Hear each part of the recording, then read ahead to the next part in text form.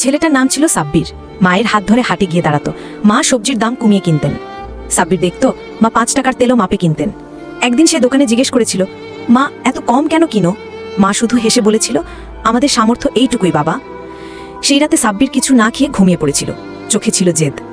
একদিন এমন হবে মা আর কখনো দাম জিজ্ঞেস করবেন না। সময় গেল। মোবাইলে ফ্রিতে কোডিং শেখা শুরু করলো। নেট নেই।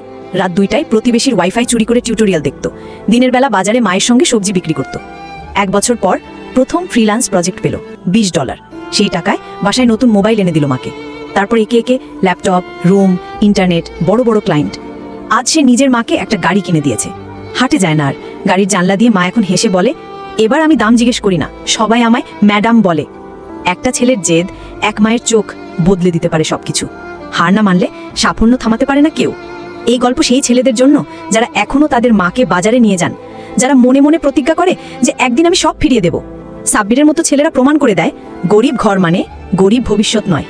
কমেন্ট করো, আমি সফল হব, এটা কথা।